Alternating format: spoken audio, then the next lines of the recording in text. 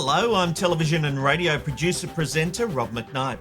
With over 30 years in the industry, this is Media McKnight.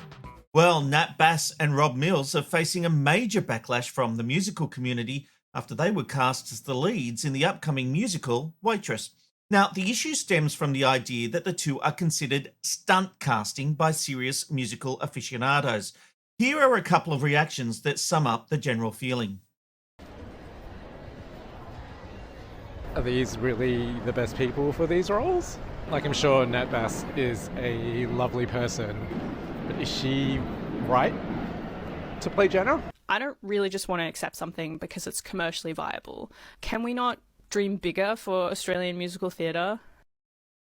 I really don't get the outrage. Now, I have seen this musical. I know that it is a beloved musical. It's not very big, but that's the problem. Here in Australia, the musical Waitress isn't known. And we're not a big country, so it can't just be a niche performance. The promoters, the producers, need to get the biggest amount of audience possible.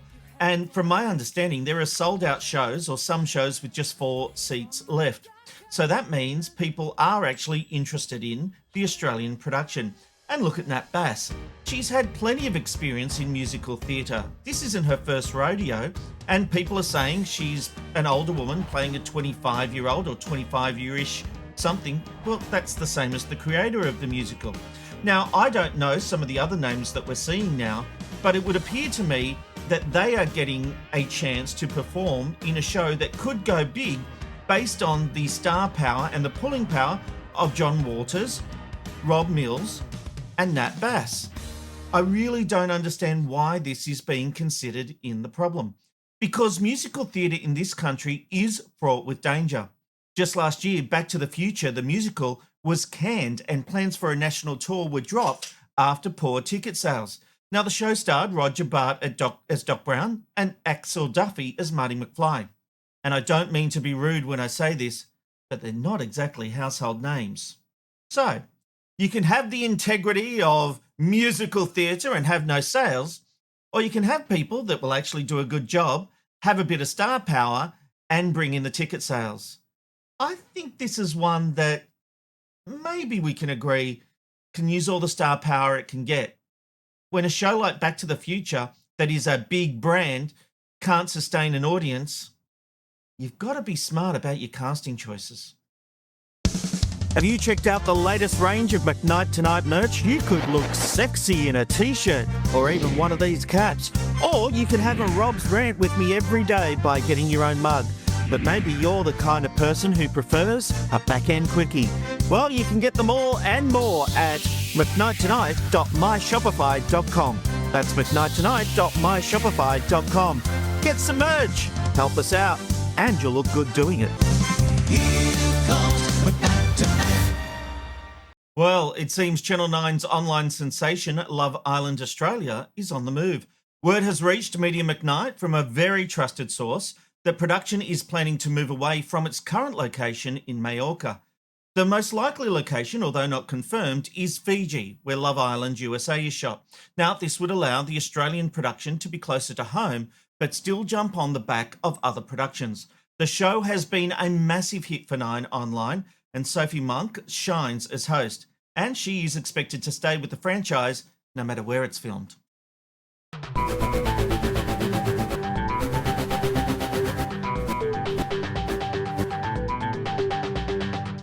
The ABC is under fire over the way it handled an inquiry from a reporter from The Australian after emails were released in response to questions on notice in Senate estimates last week. Now, the controversy goes all the way back to September last year when ABC reporter Isabella Higgins made these comments on the Insiders program. This was an important moment for the Liberal Party to say, do we want to be a party that has rhetoric that's based in hate and exclusion, which is what these comments from Jacinta Nampijinpa-Price were. They were discriminatory, they were racist, and it was a moment for Sussan Ley to come out and say, that's not who we want to be as the Liberal Party. And after that huge defeat at the last election, I think there would be many people who would say that's necessary if we want to bring more people into the tent, if we want to have more appeal. I think it's really interesting what it does for Jacinta Price as well. I think it shows that she is a relatively inexperienced politician who sort of has one mode that she's able to go in and destroy an idea, which we saw very much with the Voice referendum.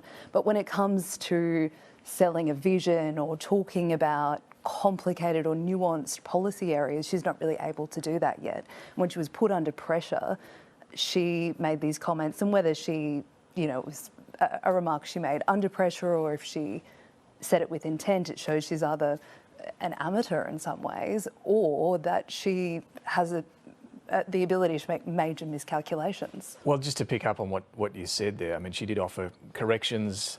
She called it clumsy. She didn't apologise, but were they racist remarks, Greg? No.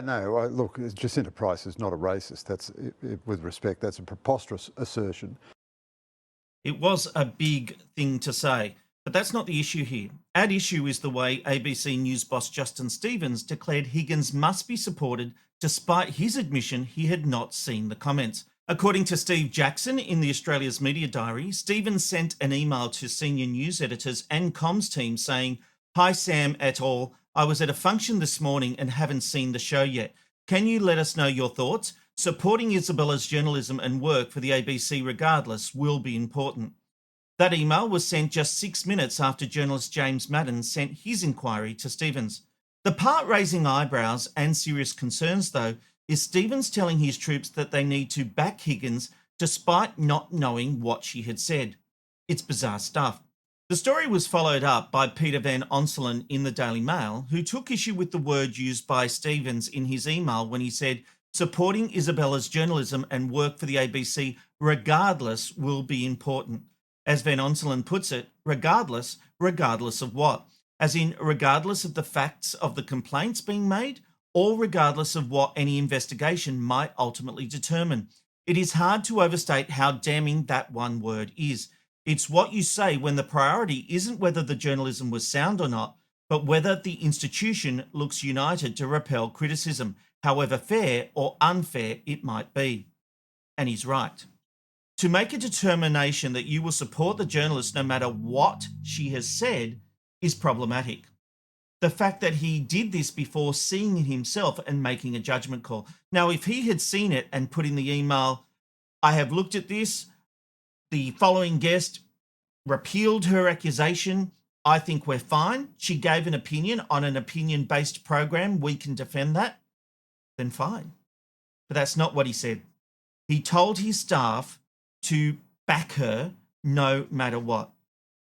And for any media person who does the media beat and has dealt with the ABC, you are not surprised to learn this.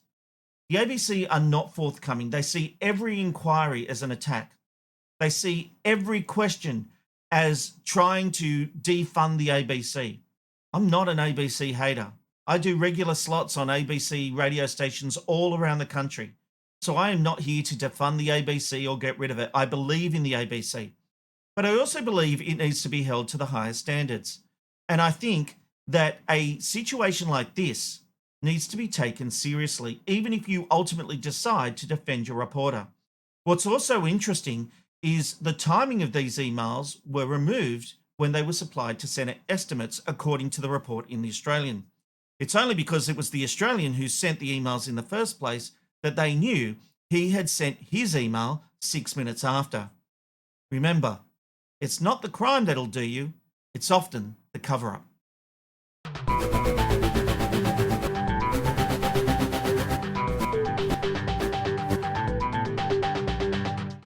And still on the ABC, it looks like staff at the public broadcaster are set to strike after around 450 union members rejected management's latest pay offer. According to the SMH, the offer included a 10% pay rise across 3 years.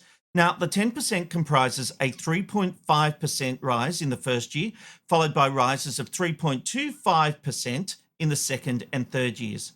But there's a big difference between what the union wants and what the ABC is offering. The union is asking for a 5.5% pay rise each year, totaling 16.5% plus improved pay band progression. What planet are they living in? The world of media is contracting. Ask anyone in commercial television if they've had a pay rise in the last few years. And the answer is most likely to be no. And let me tell you, so many people have been made redundant by commercial television because of declining advertising revenues that they would happily take a job at the ABC. And they wouldn't want the pay rises, well, they'd want them, but they wouldn't be demanding the pay rises that the union is demanding. They really just want employment at this stage. So the ABC should stick to its guns. I don't think people are going to look too fondly, especially in the media section, when they see people getting pay rises like this while everyone else in the sector is doing it tough. Take the chance. Let the union leave. Let them leave. There are plenty of people out there who will take on those roles.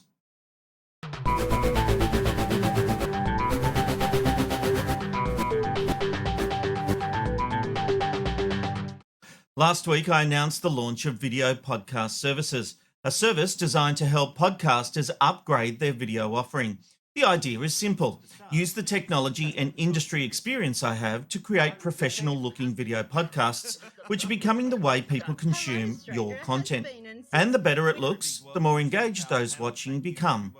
All well and good. There was just one problem. I outpriced the very independent producers I was trying to help. So, here's what I'm going to do.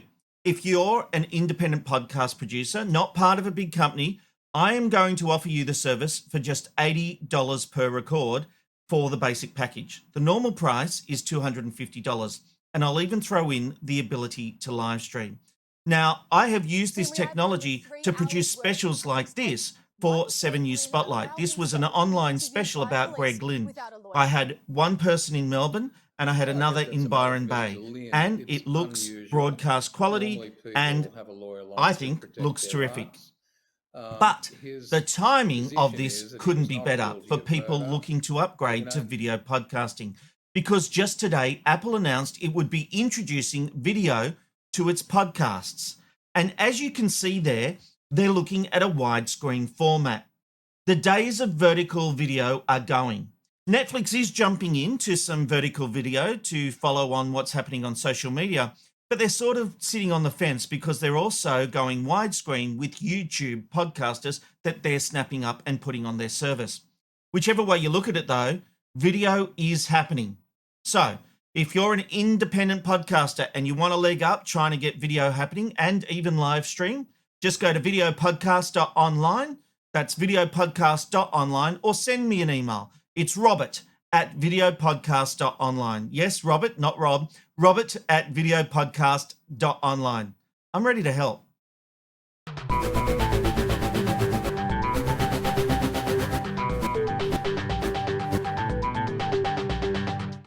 Now, I'm going to play you the opening of 9 News Queensland last night. See if you can pick up the issue I have with it. Good evening. Queensland's new police commissioner has been revealed following the retirement of Steve Golchevsky amid his ongoing cancer battle. The state's 22nd top cop returning to the service after 8 years in other roles, saying he was shocked to get the call up. Did you spot it? Let me show you again. A beautiful set, no doubt. But look there at that mess and what is exposed by the desk. Makeup, tissues, and a whole array of stuff. It just, every night it's there, and it bothers me big time because it's such a beautiful looking set. Can they please just hide that, push it to the side, or add a little set piece to get rid of it? Am I being too picky here? It just destroys a fabulous looking set. Does it bother you? Maybe not. Let me know. You can show your support for the show by buying me a coffee. Just go to buymeacoffee.com/McKnight Tonight. Every bit helps keep this show from our garage going.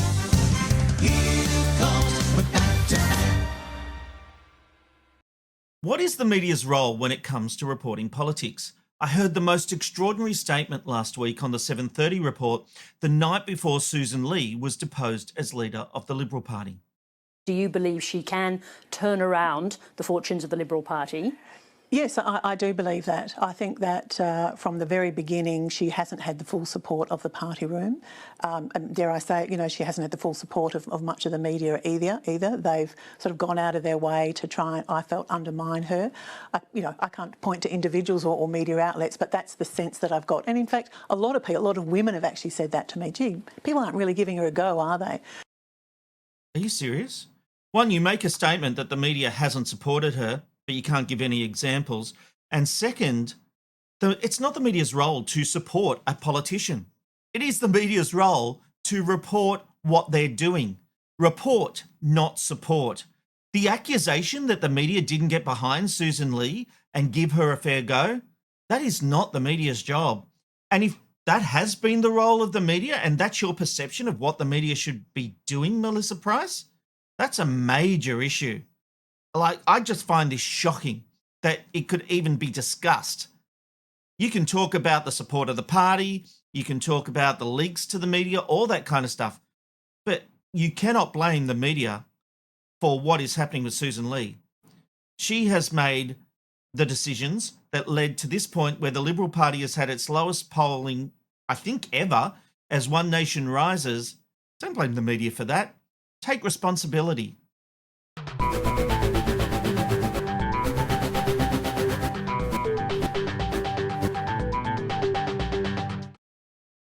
I don't just like to cover the bad stuff in the media. I also like to point out the good.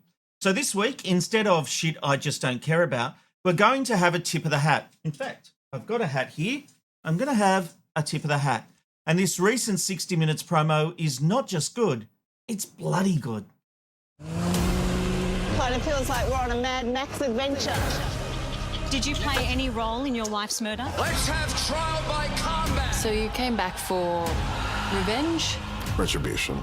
The crooks are everywhere. Some would say they're hiding in plain sight. Place it with someone else's face. A live deepfake. Yeah. It's scandalous. The greatest heist in human history. Help me. Outright deception. Blatant negligence. Going up against the most powerful couple in the media. Oh my God, he killed her! Mr. President, off. We are not for sale. It's crazy. Making sense This is a real photo. I was just a toy to be used. in a world of chaos. Bad guys are not single nuts.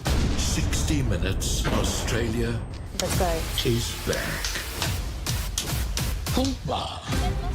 Here we are. Unvarnished, uncensored. And I trust you on this. From the front lines of breaking news He was doing his job. That guy's protected by absolute immunity. to inside the corridors of power, I think the truth hasn't been told. demanding answers, That was a one-off issue. John, it should never happen. delivering justice, Ben Robert Smith, a war criminal, a bully, and a liar. explosive investigations, It's as if we're in an episode of The Sopranos. iconic stories, I'm sorry. You didn't have brain cancer. unforgettable moments, It's like a religious experience. immersive podcasts. It's quite extraordinary. I don't think anybody thought it would end this way. Every Sunday, we shine the light. Everyone here is lapping it up. Hidden homicide staged as suicide. Until the truth is all that's left. 60 scam factories dotted along the river border.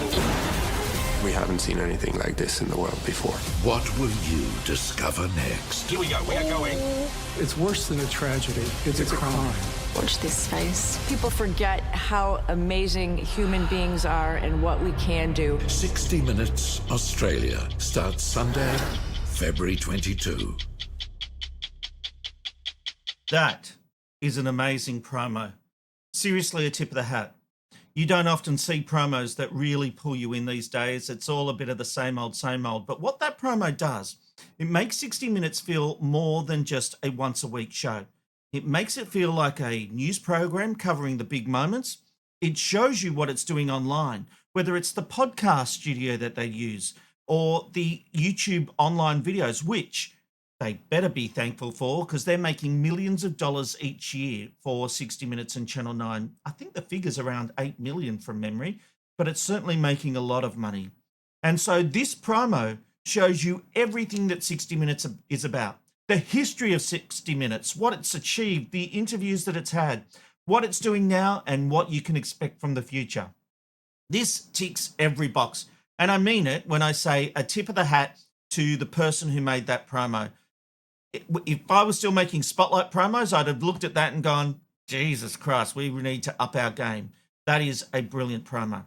And on that note, that brings us to the end of this edition of Media McKnight. Don't forget, you can go to youtube.com/@McKnight Tonight to see the video episodes as they go live at 9 p.m. Australian Eastern Daylight Time every Tuesday. But those episodes are available earlier for paid members. And the article is available every Wednesday morning at tvblackbox.com.au. I'm Rob McKnight. I hope to see you again soon.